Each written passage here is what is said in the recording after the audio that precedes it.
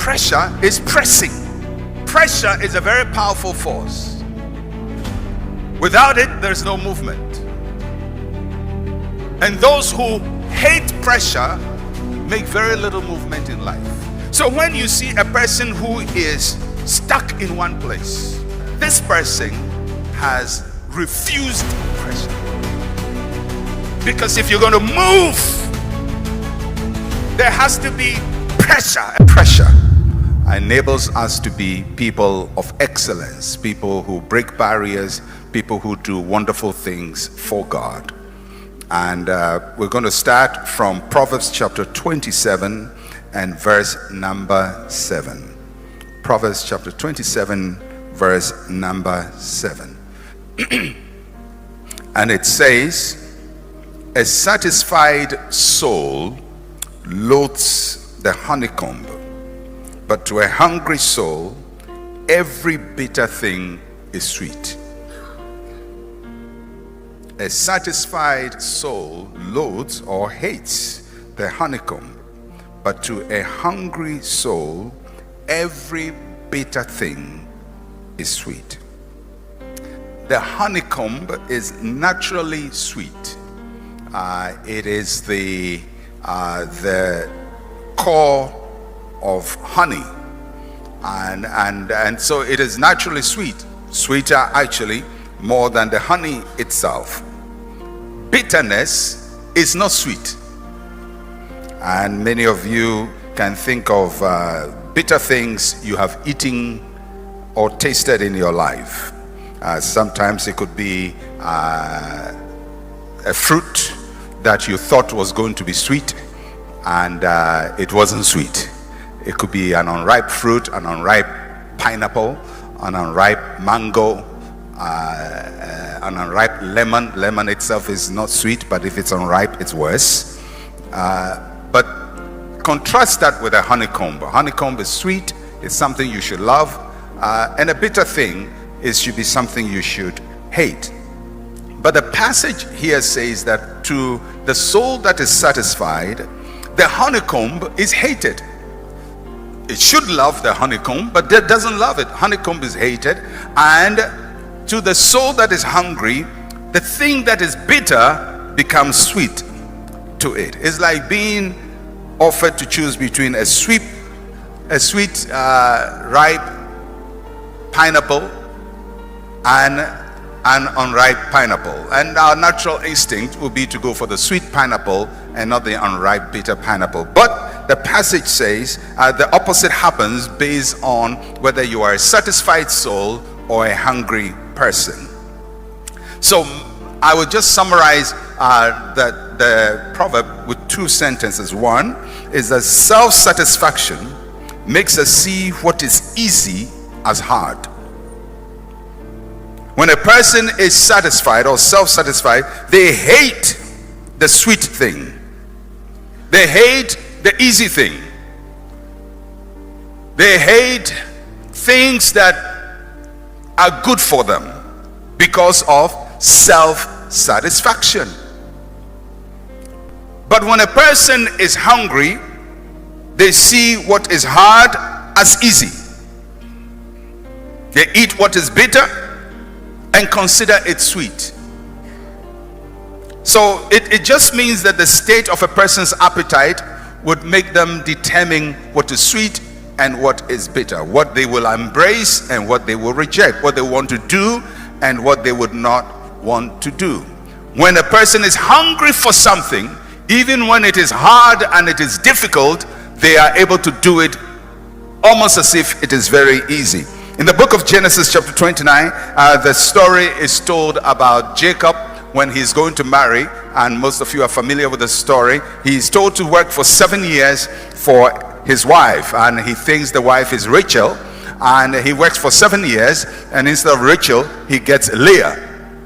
And the father gives him a long rounded story about giving the older daughter in marriage first. So he says, well, if you still want Rachel, then work another 7 years for Rachel. Now you have to understand that Jacob is madly in love with Rachel. And look at how the Bible describes how Jacob worked. In Genesis 29 verse 18 to 20, it says, now Jacob loved Rachel, so he said, I will serve you 7 years for Rachel, your younger daughter. And Laban said, it is better that I give her to you than that I should give her to another man. Stay with me. Now verse 20, very interesting. Jacob served 7 years for Rachel, and they seemed only a few days to him because of the love he had for her. 7 years seemed like a few days. Now if you saw Jacob and you said, this guy is suffering, this guy is going through difficulty, it is hard, oh, what kind of mistreatment is that? Look at what his father-in-law has done. But Jacob was sinking his way through 7 years. It was easy for him, not because the work was easy, but because of the hunger of his soul. He wanted that girl real bad. And he served 7 years and never complained. So what does that tell you? That when you love something and you're doing it with passion, you don't complain about it. Because you have a hunger for it, you have a desire for it, you have intensity for it, and you do it as if it's nothing. But when you are doing something that you don't like and you feel bad about, then even a few days become 7 years. So really, what changes the way we approach our work is not the work itself, is how we feel about the work. And that gives us an idea of what we can do to become excellent people. To become excellent people, we're definitely going to be working. But what will influence our work is whether we are satisfied souls or whether we are hungry souls. Philippians chapter 3, verse 12 to 14. The Apostle Paul is literally giving us his philosophy of life. Paul, who was not there when Jesus was ministering, Paul, who is a latecomer, overtakes the rest of the apostles, plants more churches than all of them, teaches more doctrine than all of them. He writes 2/3 of the New Testament, almost all the epistles in the New Testament. The doctrine of the New Testament is taught by Paul.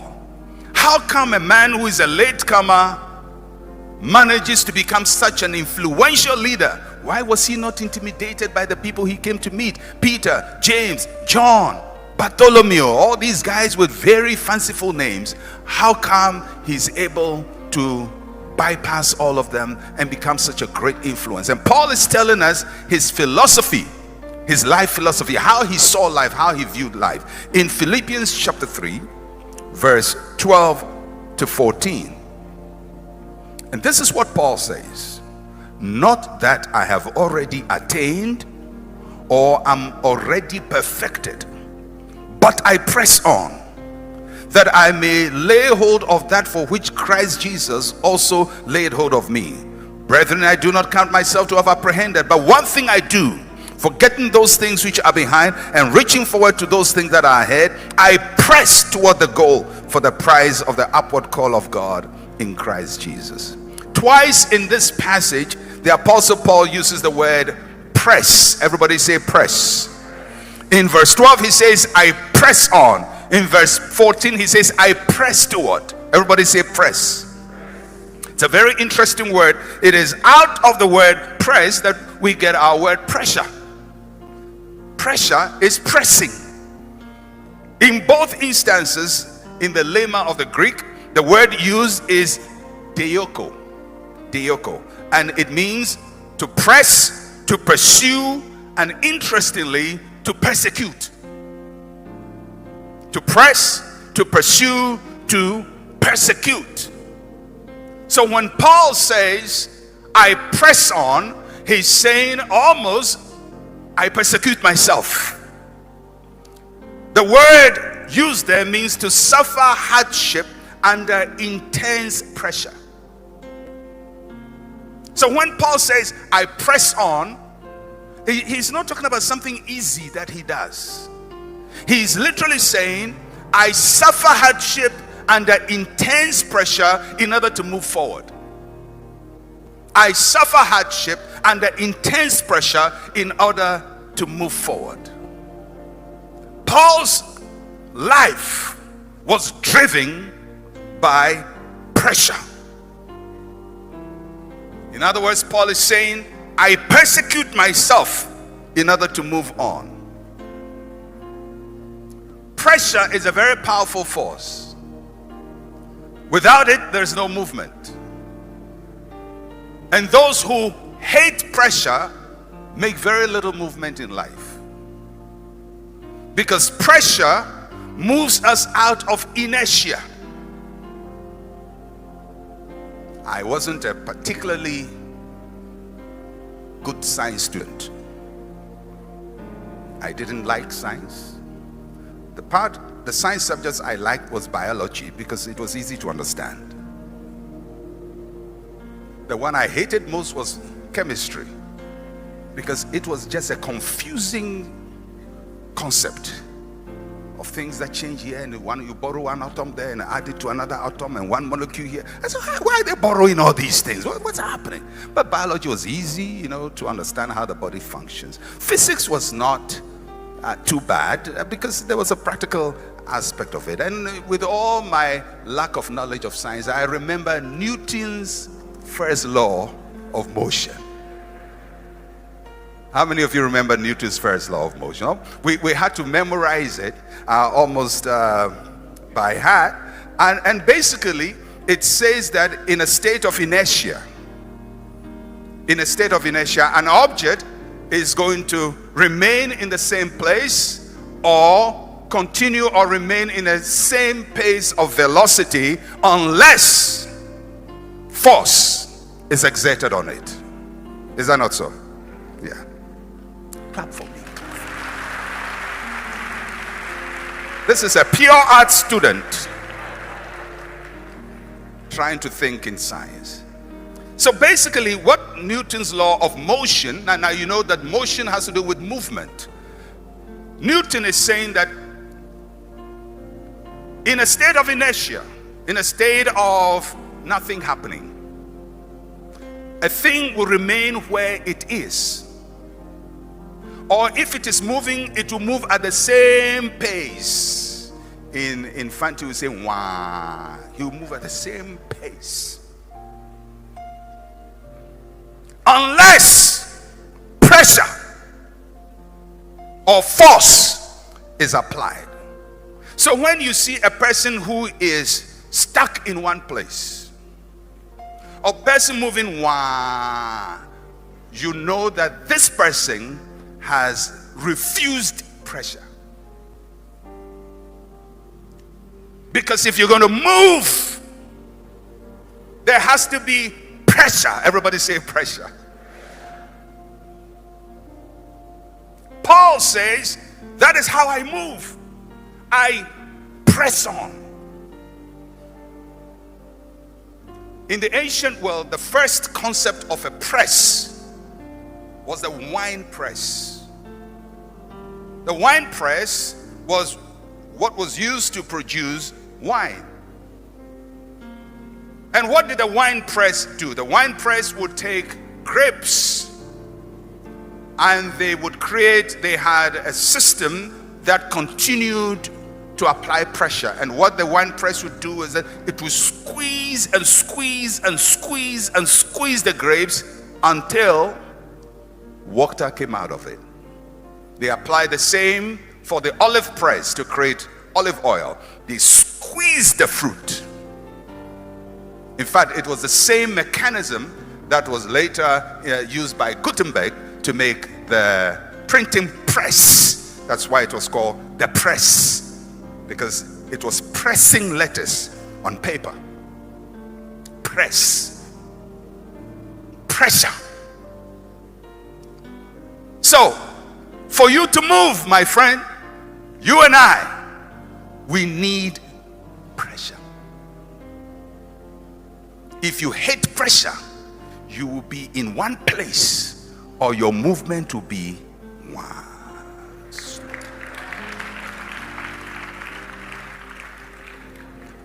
So Paul says, I press on. And even when I have achieved something, I put myself under pressure to move again. Because movement is a product of pressure. And excellence is a product of pressure. Without pressure, you're going to remain where you are. Without pressure, you will never move. Life has within it what I call points of resistance. And without pressure, you can never move past them. One of the most precious objects or substances in our world is a diamond. Both in its raw state and in its polished state. Diamonds occur under extreme pressure of temperature and atmospheric pressure. Without pressure, diamonds cannot be produced. And diamonds are cut under extreme pressure. So for the making of the diamond and the polishing of the diamond, extreme pressure is required. If you hate pressure, your life will be stuck. If pressure makes you have headaches, you can't handle it, then you can't move. Excellence cannot occur in a state of inertia. So the question I want to ask you this morning is, how well do you function under pressure? Do you run from responsibility when pressure increases? And do you fight those who apply pressure on you for you to perform? Many of the world's inventions were created under pressure. Nations and cultures that avoid pressure remain the same or move very slowly. I am convinced, without any shadow of doubt, I am convinced 100% that the critical problems of Africa are the effect of what I call cultural inertia. That is culture that is in one place and is resistant to change. Our economic problems are cultural problems. It is the culture that creates the problem. It is a people who are unwilling to allow pressure to move them. Even our religious problem, when people complain about prophets and so on, it's not a Christian problem. It's a Ghanaian cultural problem. It's African traditional religion intruding into Christianity. It's not Christianity by itself. There is something about us that is resistant to change. And we make life easy for ourselves. But if you're going to excel, we must be like Jacob. We must accept pressure and work under it as if it's nothing. Whether you're a footballer or whatever you are, everybody requires pressure. Think of any industry or any vocation, even pastoring. Without pressure, you do nothing. You will not achieve much. If a church is meeting in a small classroom and nobody puts pressure on them, in the classroom, the headmaster loves them and gives them all the access they would like, and they do decorate the classroom, paint it nice, but they will stay in a classroom. But the day they get pressure to move, they will build. I know we have doctors here and we respect what they are doing. But you know, in other countries, if there is a medical malpractice in a hospital, that hospital may be shut down. Here, you do surgery with somebody, leave scissors and all kinds of things in his stomach. And when it is fine, say, oh, we are sorry. They open you again and take it out as if nothing happened, because nobody is going to sue you. Now, suing people is hard. It's painful. But when you are sued once, you will count the Caesars after every surgery. If people die in our hospitals because of bad behavior and we hold ourselves accountable, then healthcare will improve. For pastors, if you go and counsel somebody and his marriage breaks up and you are held accountable, you would think twice before you tell somebody that his marriage is because his mother-in-law is a witch. If you get sued for that statement, you will be very careful. But we go free. In Ghana, we say nonsense freely. We talk rubbish freely. Nobody is held to any account. And we think it's a good thing. It's not a good thing because there's no pressure. And because there's no pressure, there's no motion.